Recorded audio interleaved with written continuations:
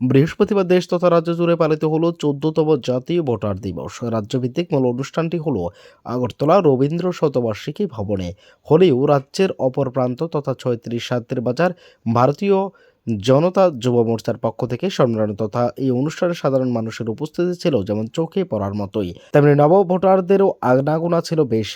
উক্ত এই অনুষ্ঠানে প্রধান অতিথি হিসেবে উপস্থিত ছিলেন রাজ্যের প্রাক্তন মুখ্যমন্ত্রী বিপ্লব কুমার দেব, ছিলেন বিধায়ক Pramod Reang, MDC Sanjib Reang, Suman Debnath, state secretary, যুব মোর্চার সক্রিয় নেতা সত্যব্রত সাহা, দুলাল দেবনাথ, বিশ্বজিৎ দাস সহ আরো অনেকেই।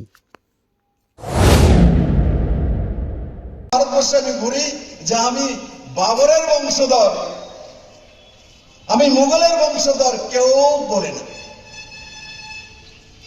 কোনো ভারতবাসী বলে না। কারণ কি, ভারতবাসী জানে যে মুঘলরা ভারতবর্ষের মধ্যে অত্যাচার করার জন্য, লুট করার জন্য এসেছিল, কোনোদিনই অ্যাকসেপ্ট করেনি। দুর্ভাগ্যবশত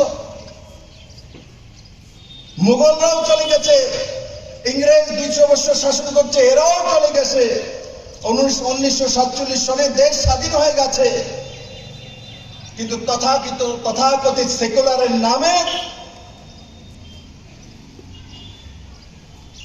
জাতি জনজাতির মধ্যে দাঙ্গা লাগিয়ে লম্বা সময় পর্যন্ত রামলালা মন্দির স্থাপন করা হয়নি। ভারতীয় জনতা পার্টি ভোট রাজনীতি কখনোই করেনি। ভারতীয় জনতা পার্টি যেটা সত্য সেটা বলছিল।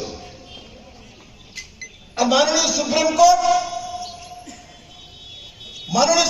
কোর্ট প্রমাণ দেখে সিদ্ধান্ত নিয়েছে যে এখানে রামলালার মন্দিরই হওয়া উচিত।